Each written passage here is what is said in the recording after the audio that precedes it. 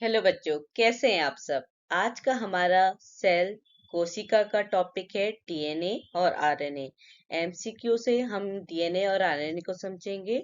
Video अच्छा लगे तो लाइक कीजिएगा, चैनल को सब्सक्राइब जरूर कीजिएगा। चलो स्टार्ट करते हैं हम अपने एमसीक्यू क्वेश्चन। फर्स्ट क्वेश्चन है कि डीएनए का कंपोनेंट कौन सा है। जितने भी आपको ऑप्शन दिए हैं, तो हमारे डीएनए का फुल फॉर्म क्या होता है? Deoxy ribo nucleic acid. तो यहाँ पे जितने ऑप्शन दिए हैं उसमें क्या ऑप्शन दिया है? Deoxy ribose. Deoxy ribose sugar molecule होता है जो डीएनए में प्रेजेंट होता है, तो इसलिए डीएनए का कंपोनेंट क्या है? Deoxy ribose. तो सही ऑप्शन है बी। सेकंड क्वेश्चन है कि जो डीएनए का स्ट्रक्चर होता है उसकी डिस्कवरी का क्रेडिट जेम्स वॉटसन के साथ किसको जाता है? तो जो हमारा डीएनए का स्ट्रक्चर है उसकी डिस्कवरी का क्रेडिट जेम्स वॉटसन और फ्रांसिस क्रिक को जाता है। तो सही ऑप्शन है सी। तीसरा क्वेश्चन है कि आरएनए में थायमीन को क्या रिप्लेस करता है? जो हमारा डीएनए और आरएनए है इनमें क्या होता है? नाइट्रोजनस बेस प्रेजेंट होते हैं। ये नाइट्रोजन बेस में क्या डिफरेंस है डीएनए और आरएनए में? डीएनए में जो 4 नाइट्रोजन बेस होते हैं वो क्या होते हैं? Adenine, thymine, guanine, cytosine. जबकि आरएनए में जो नाइट्रोजनस बेसेस होते हैं वो क्या होते हैं? Adenine, uracil, guanine and cytosine. तो आरएनए में थायमीन को क्या रिप्लेस करता है? यूरेसिल। तो सही ऑप्शन है बी, यूरेसिल। चौथा क्वेश्चन है कि जब हमारी ट्रांसक्रिप्शन की प्रोसेस होती है, ट्रांसक्रिप्शन की प्रोसेस क्या होती है? जब डीएनए से आरएनए सिंथेसाइज होता है। तो ट्रांसक्रिप्शन की प्रोसेस के दौरान आरएनए सिंथेसाइज करने के लिए कौन सा एंजाइम रिस्पॉन्सिबल होता है? तो हमारे ट्रांसक्रिप्शन प्रोसेस में आरएनए को सिंथेसाइज करने के लिए आरएनए पॉलीमरेज एंजाइम रिस्पॉन्सिबल होता है। तो सही ऑप्शन है बी, आरएनए पॉलीमरेज। ठीक है, कंफ्यूज मत करना, क्योंकि ट्रांसक्रिप्शन में आरएनए पॉलीमरेज और रेप्लिकेशन में डीएनए पॉलीमरेज। तो यहाँ पे क्या पूछा गया है? ट्रांसक्रिप्शन। तो ट्रांसक्रिप्शन प्रोसेस के लिए हमारा आरएनए पॉलीमरेज एंजाइम रिस्पॉन्सिबल होता है। पांचवा क्वेश्चन है कि जो डीएनए मॉलिक्यूल का शेप है, जो हमारे वॉटसन और क्रिक ने बताया था, उन्होंने क्या डिस्क्राइब किया, किस तरीके का कि डीएनए मॉलिक्यूल का शेप होता है? तो डीएनए मॉलिक्यूल का शेप होता है डबल हेलिक्स। पर यहाँ पे आप कहेंगे हेलिक्स ऑप्शन नहीं है, तो क्या होता है? कहीं कभी कभी आपको इस तरीके से क्वेश्चन दिए जाते हैं जो कंफ्यूज करने के लिए होते हैं। तो हेलिकल मीन्स भी हेलिक्स ही होता है। तो सही जवाब है बी, हेलिकल। ठीक है। छठा क्वेश्चन है कि जो ट्रांसफर आरएनए है उसका प्राइमरी फंक्शन क्या होता है? ट्रांसफर आरएनए का प्राइमरी फंक्शन क्या होता है? ये अमीनो एसिड को कैरी कर कर राइबोसोम तक पहुंचाने का काम करता है। तो सही ऑप्शन है A, carrying amino acid to the ribosomes.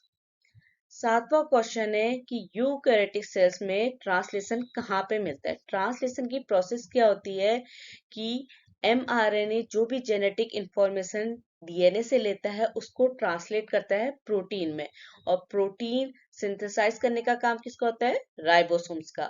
तो यूकैरियोटिक सेल्स में ट्रांसलेशन की प्रोसेस राइबोसोम से मिलती है। तो सही जवाब है बी, राइबोसोम्स। आठवां क्वेश्चन है कि डीएनए में कौन सा नाइट्रोजनस बेस एब्सेंट होता है? तो हमने पढ़ा था कि डीएनए में जो नाइट्रोजनस बेस होते हैं वो क्या होते हैं? Adenine, thymine, cytosine and guanine. तो हमारा जो डीएनए है उसमें यूरेसिल एब्सेंट होता है। ये यूरेसिल किस में मिलता है? आरएनए में। तो यहाँ पे क्या पूछा है? नॉट। तो हमारा यूरेसिल नाइट्रोजनस बेस डीएनए में प्रेजेंट नहीं होता है। नौवां क्वेश्चन है कि हमारे डीएनए रेप्लिकेशन में डीएनए लाइगेज का काम क्या होता है? डीएनए लाइगेज क्या है? एंजाइम है। देखो, डीएनए जब रेप्लिकेशन होता है उस टाइम पे क्या होता है? जो लैगिंग स्ट्रैंड होता है डीएनए का उसमें क्या होती है? डिसकंटिन्यूअस सिंथेसिस होती है। क्योंकि रेप्लिकेशन में क्या होता है? डीएनए अपनी ही कॉपी फॉर्म करता है, तो उसमें क्या होती है? डिसकंटिन्यूअस सिंथेसिस होती है। इस डिसकंटिन्यूअस सिंथेसिस से क्या होता है? डीएनए के स्मॉल फ्रेगमेंट फॉर्म होते हैं, और इन्हीं स्मॉल सेक्शन को, फ्रेगमेंट को हम कहते हैं ओकाजाकी फ्रेगमेंट। तो ओकाजाकी फ्रेगमेंट अब ये क्या है? छोटे छोटे से सेक्शन है, इन सेक्शन को क्या करता है, डीएनए लाइगेज जोड़ने का काम करता है।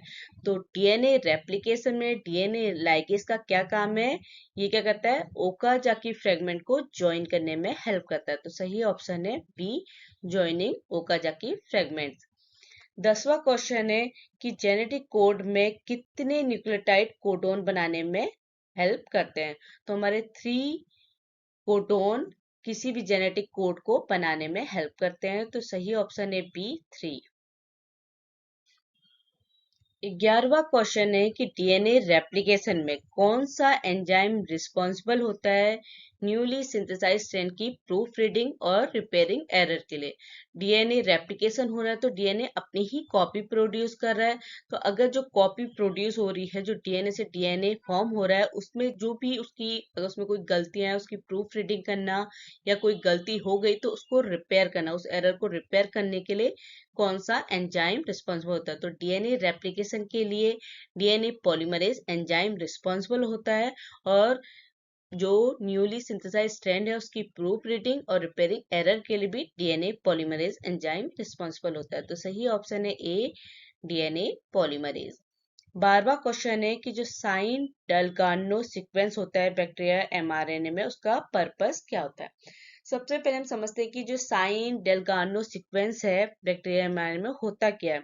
ये जो साइन डेल्गानो सीक्वेंस है ना, ये क्या होती है, बैक्टीरिया मैसेंजर आरएनए की राइबोसोमल बाइंडिंग साइट होती है। राइबोसोम्स का पर्पस या फंक्शन क्या है, प्रोटीन की सिंथेसिस करना।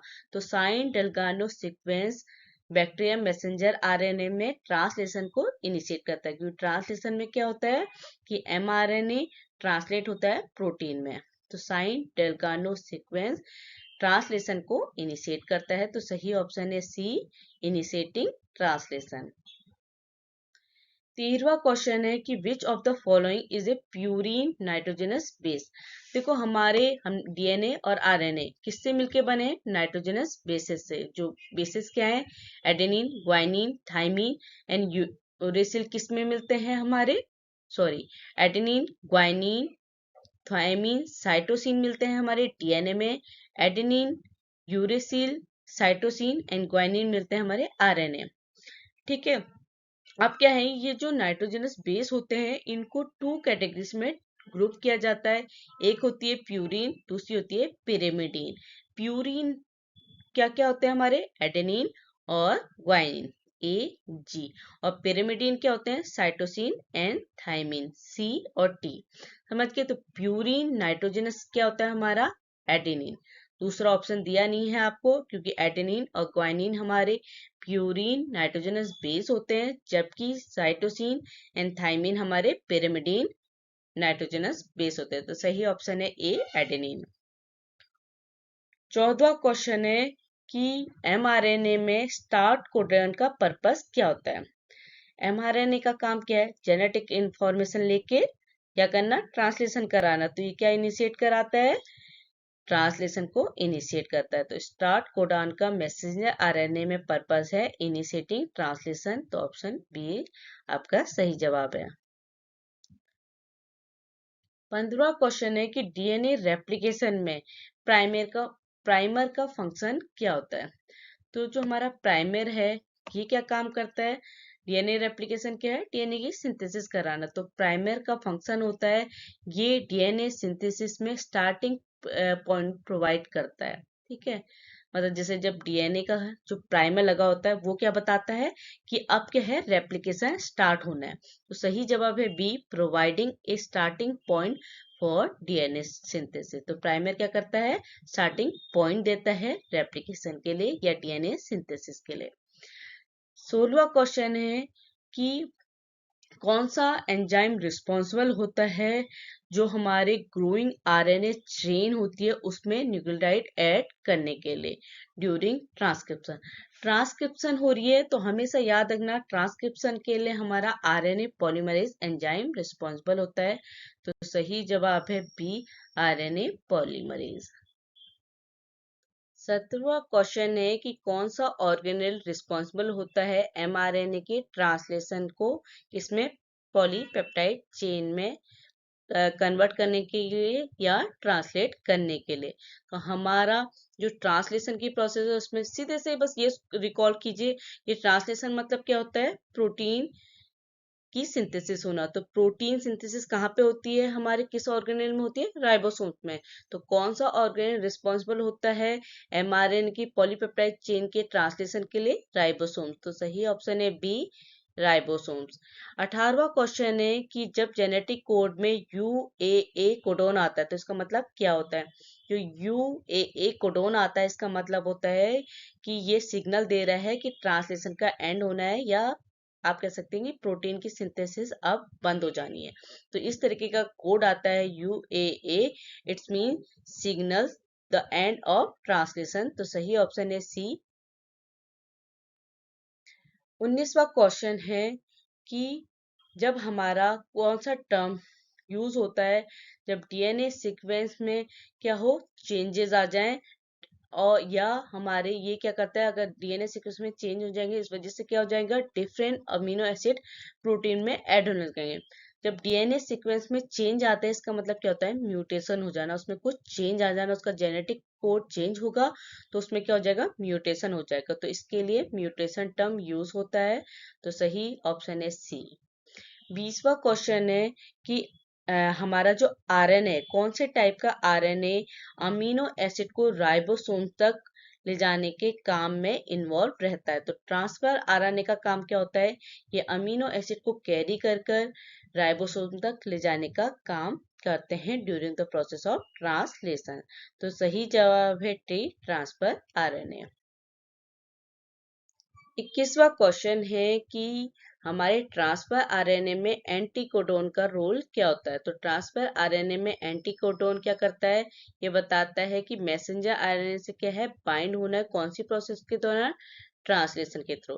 तो सही जवाब है A, binding to messenger RNA during translation. और किसका रोल है ये, एंटीकोडोन का, किसमें, ट्रांसफर आरएनए में। 22वां क्वेश्चन है कि जो यूकैरियोटिक सेल्स होती है उसमें मैसेंजर आरएनए में पॉली ए टेल का काम क्या होता है। तो मैसेंजर आरएनए में पॉली ए टेल क्या बताती है, मैसेंजर आरएनए की स्टेबिलिटी को बढ़ाने में हेल्प करती है। तो पॉली ए टेल का मैसेंजर आरएनए में क्या काम है, इनहांसिंग मैसेंजर आरएनए स्टेबिलिटी। तो सही ऑप्शन है बी। 23वां क्वेश्चन है कि डीएनए रेप्लिकेशन सेल साइकिल की कौन सी फेज में मिलता है। तो सेल साइकिल में डीएनए रेप्लिकेशन एस फेज में मिलता है। कौन सी फेज में, एस फेज में। तो सही जवाब है बी, एस फेज। 24वां क्वेश्चन है बैक्टीरियल ट्रांसक्रिप्शन में सिग्मा फैक्टर का रोल क्या होता है। जब बात करते हैं हम ट्रांसक्रिप्शन की तो ये क्या करता है, हमारा सिग्मा फैक्टर ट्रांसक्रिप्शन को इनिशिएट करता है, उसकी शुरुआत करता है। तो बैक्टीरियल ट्रांसक्रिप्शन में सिग्मा फैक्टर ट्रांसक्रिप्शन को इनिशिएट करने में का रोल प्ले करता है। तो सही ऑप्शन है बी। 25वां क्वेश्चन है कि डीएनए डबल हेलिक्स के फुल टर्न में कितने बेस पेयर होते हैं। तो डीएनए डबल हेलिक्स के फुल टर्न में टोटल 180 बेस पेयर होते हैं। तो सही ऑप्शन है सी, 180। 26वां क्वेश्चन है कि डीएनए रेप्लिकेशन में डीएनए हेलिकेज का फंक्शन क्या होता है। तो डीएनए हेलिकेज क्या है, एंजाइम। डीएनए रेप्लिकेशन में क्या होता है, रेप्लिकेशन मीन्स डीएनए अपनी कॉपी प्रोड्यूस करता है, अपनी आइडेंटिकल कॉपी प्रोड्यूस करता है। तो डीएनए हेलिकेज क्या करता है, जो डीएनए का डबल हेलिक्स है उसको अनवाइंड करने में हेल्प करता है। तो सही ऑप्शन है बी, डीएनए हेलिक्स क्या करता है, ये डीएनए डबल हेलिक्स को अनवाइंड करता है। 27वां क्वेश्चन है कि जब क्या है कि जो डीएनए में म्यूटेशन आ जाए तो क्या कॉन्सिक्वेंस हो गई, किस वजह से डीएनए म्यूटेशन हो सकता है, उसका कॉन्सिक्वेंस क्या होगा कि डीएनए म्यूटेशन होने का मतलब कि उसके जेनेटिक कोड चेंज हो गया है। जब जेनेटिक कोड में कुछ चेंज हो जाता है तो उस टाइम पे क्या हो जाता है, म्यूटेशन हो जाता है। तो सही ऑप्शन है C, change in genetic code. Video अच्छा लगे तो लाइक कीजिएगा, चैनल को सब्सक्राइब जरूर कीजिएगा। Thank you.